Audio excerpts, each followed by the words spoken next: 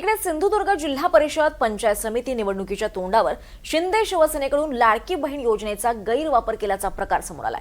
महिलांची फसवणूक करण्याचा प्रयत्न केला जात असल्याचा प्रकार ठाकरे गटाच्या महिला पदाधिकाऱ्यांनी उघडकीस आणलाय। घावनाळे जिल्हा परिषद मतदारसंघातील शिवापूर गावात शिंदेंच्या शिवसेनेकडून महिलांचं लाडकी बहीण योजनेचे अर्ज भरून घेत असल्याचं समोर आलंय। त्या महिला पदाधिकाऱ्यांना अडवून जाब विचारण्यात आला आणि यावेळी शिवसेनेच्या पदाधिकाऱ्यांनी तिथून काढता पाय घेतला।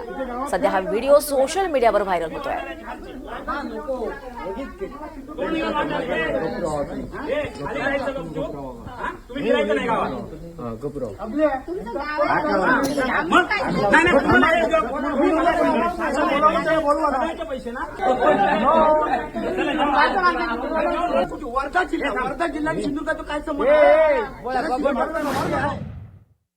की कालच्या विधानसभा निवडणुकीमध्ये लाडक्या बहिणींना योजना सांगून मतं घेण्यात आली। दुर्दैवाने त्यानंतर झालेल्या अनेक महिलांचे पैसे बंद झालेले आहेत। अनेक महिला ह्या लाभांपासून वंचित आहेत आणि KYC करा, ही करा आणि त्यांना पद्धतशीरपणे त्यांना बेकायदेशीर ठरवलेलं आहे। दुसरीकडे आज निवडणूक आली की या जे अर्ज अवैध झाले अशांना पुन्हा अर्ज भरण्याचं आणि कोणत्या निवडणुकीमध्ये शिंदे सेनेचे कार्यकर्ते करत होते तिथल्या ग्रामस्थांनी त्या कार्यकर्त्यांना पकडून दिलं आणि त्यांची पोलखोल केलेली आहे।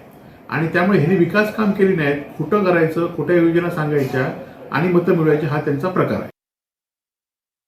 काही ह्यांच्यातले कोण जे उबाटातले रिकामटेकडे आहेत ते दिवसभर काही ना काहीतरी शोधत असतात, तयार करत असतात। हे तयार केलेलंही असू शकतं, त्याचं ऑथेंटिसिटी बघावी लागेल की हे खरोखरच ऑथेंटिक आहे का, असं काय झालं आहे का, त्याचा तपास घेतील। आणि जर काही चुकीचं झालं असेल तर पोलीस यंत्रणा आहेत, शिक्षा देणारी यंत्रणा आहेत, ते त्यांचं कारवाईचं काम करतील।